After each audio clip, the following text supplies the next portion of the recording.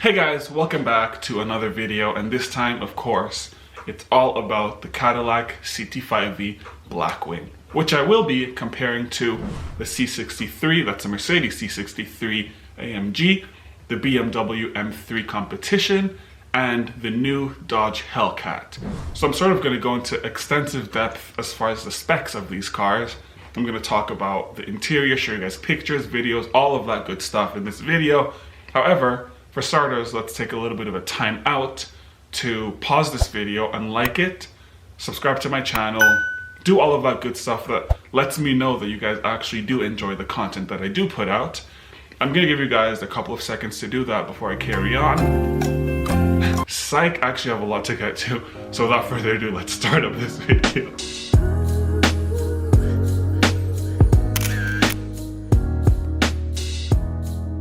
Unfortunately, I'm gonna have to start off with some sad news. Cue the music. Because, as it turns out, this CT5-V is probably gonna be the last one that we're gonna get in this spec. I'd pour one out if I had a drink. Because unfortunately, they're gonna be going fully electric, possibly from here on out. However, if you like electric cars, then you would probably be excited about this. And I'm actually kind of excited about this. So I was kind of BSing you guys, if I'm being honest. But seriously speaking, the CT5-V will be going away, at least the way we know it, because it's going to be replaced with electric vehicles. But I mean, as someone who likes electric vehicles, I feel like for me, it's definitely something to look forward to. I mean, I've made several videos and driven several electric vehicles, some of which you can check out here. Wink, wink, nudge, nudge. However, getting back to the point, I'm going to start off with the specs of this Blackwing and then compare it to all the other vehicles that I've listed earlier in this video. We're looking at a car that's going to give us 669 horsepower. Comparatively, if we're looking at the Dodge Hellcat, that's going to give us 717. So right off the bat, we already know that the Hellcat is a little bit more powerful than this Blackwing. However, this Blackwing is still more powerful than the C63 sedan, as well as the BMW M3, both of which have only 503 horsepower. As far as the C63, rather than a supercharged engine, we're actually going to get a twin turbocharged 4-liter V8. And lastly, I guess not quite lastly as far as the worst, but as far as the smallest engine, we're actually going to be getting a V6 in the BMW M3 Competition.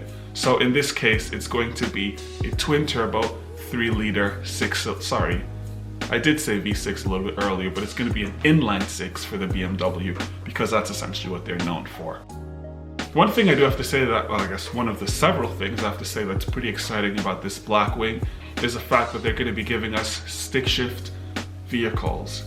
This particular model of the Blackwing is just going to give us a stick shift by default, whereas if you're looking at the C63, there's not really any option because it's all automatic. Same thing with the Hellcat, where you're likely to only have an automatic option.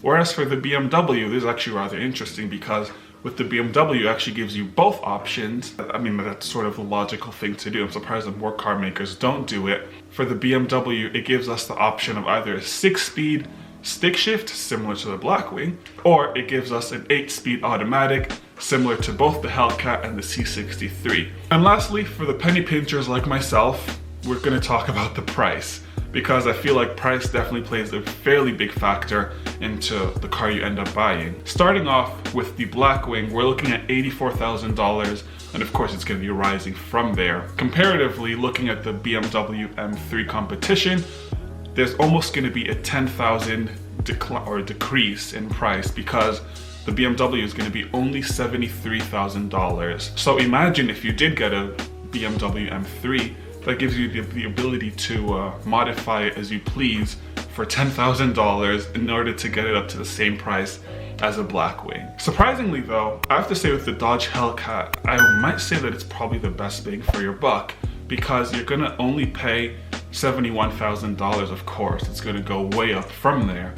However, starting at $71,000 for the highest horsepower of all these vehicles is almost a steal in a weird way. But I feel like with American cars, they generally tend to be cheaper because they're made in the US. Similarly to like how a Zoom Asian cars might be cheaper in Asia, maybe European cars are cheaper in Europe.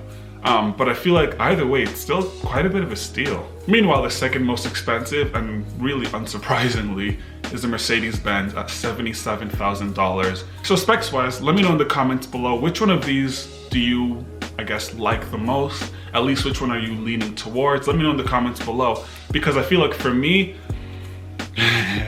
being the cheap person that I am, I'm more likely to want to go with the Hellcat. Also, considering the fact that even though it's not stick shift, it still does give you the highest horsepower. Moving on to the overall look of this Blackwing, I have to say that it is a very well designed vehicle. As far as the exterior goes, I'll get to the interior a little bit later on in this video. But I feel like we're seeing a lot of carbon fiber accents on this vehicle. I have to say that I'm a big fan of the headlights, or at least the way they're designed. Additionally, we're seeing a little bit of a ducktail on the rear end. It's not quite a spoiler. Sometimes if you put a full-on spoiler on a sports sedan, it kind of looks a little bit tacky, especially if if it ends up being a family car. It's like, did you really get over your midlife crisis, or you're still sort of in it? You know what I mean? So I feel like this ducktail is sort of the best of both worlds. I'd say by a long shot, the ugliest one would probably be the BMW M3. Because, again, I mean, I've said this a billion different times in several other videos of mine, but I'm really not such a fan of the really long grills. It almost gives me like Angry Birds vibes. Like, look, here's a picture, and I feel like it'd be hard for you to tell me that that's not the same. Moving on to the interior, I feel like this is sort of where I wouldn't say that the Cadillac falls short, because I feel like depending on the sort of things that you like, you might actually really like the interior. I feel like for me, I've sort of generally gravitated towards more streamlined, linear interior parts. And I feel like for this Cadillac, it's a lot more sharp. The designs are a lot sharper. The lines are a lot more cornered. And additionally, I feel like for me, a big part of whether or not I'm gonna like a car is the steering wheel. And the Cadillac steering wheel looks decent. It's not bad per se, but it's also not like really that eye-catching. It's okay. It does its job. I mean, it's a steering wheel. Let me know what you guys think of these four vehicles. Which one's your favorite as far as the exterior, as far as the specs, as far as the interior? Which one would you be more likely to buy? Which one would you not be more likely to buy? And let me know why as well. I'm sort of curious to hear what you guys have to say about it. But that's that for this video. I hope you guys enjoyed it. And of course, like the video if you enjoyed it. I'll catch you guys in the next one. Peace.